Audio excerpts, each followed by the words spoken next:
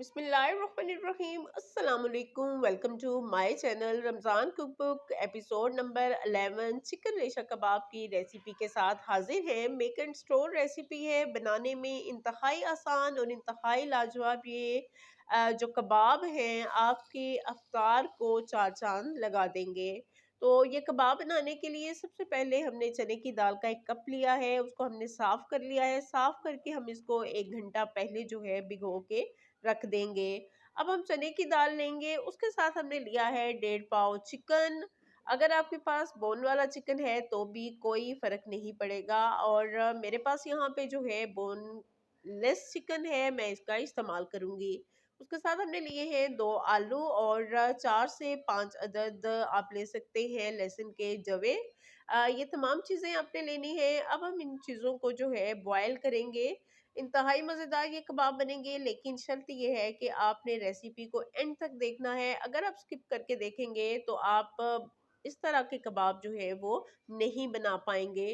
अब हमने इसमें शामिल किया है 1.5 टीस्पून नमक का, 1 टुकड़ा अदरक का, 2 अ, दालचीनी के स्टिक्स और 10 से 12 अदद साबुत काली मिर्चें। ये तमाम चीज़ें हमने शामिल की हैं दाल में। इसमें हम मुनासिब सा पानी शामिल करेंगे और प्रेशर कुकर में डाल के बंद करके 8 से 10 मिनट तक के लिए हम रख देंगे।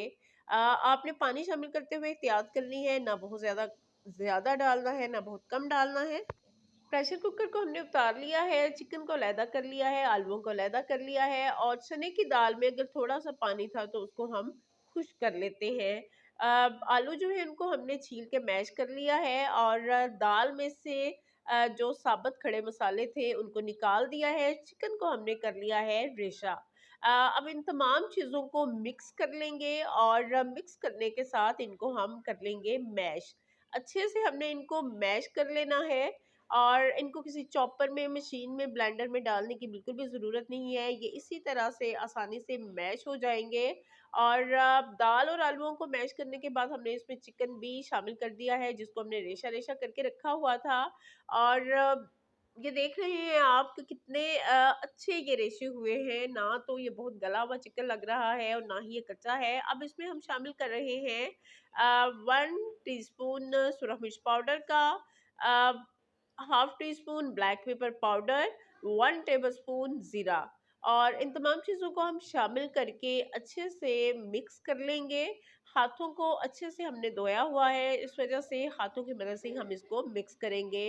अब हमने इनके शामी बना लिए हैं। आप किसी भी तरीके से इनके शामी बना सकते हैं। इस तरह से आप टिक्कियाँ बना लें और इनको रख दें रेफ्रिजरेटर में।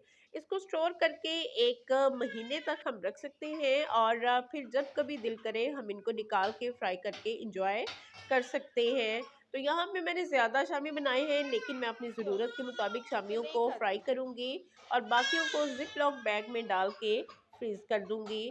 2 अदद हम लेंगे अंडे, और अंडों को हम फेंट लेंगे। फेंटने के बाद हम इन शामियों को फ्राई करेंगे।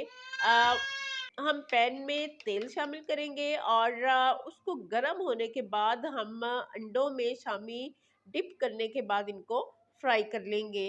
और ये हमारे शामी जो है या रेशा कबाब जो है इनकी फाइनल लुक है।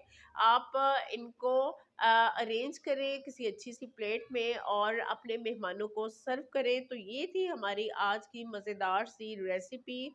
अगर आपको ये रेसिपी पसंद आई हो, यकीन करें मेरे पास अच्छा कैमरा नहीं है, मैं इतना अच्छा आपको दिखा नहीं पा रही हूँ।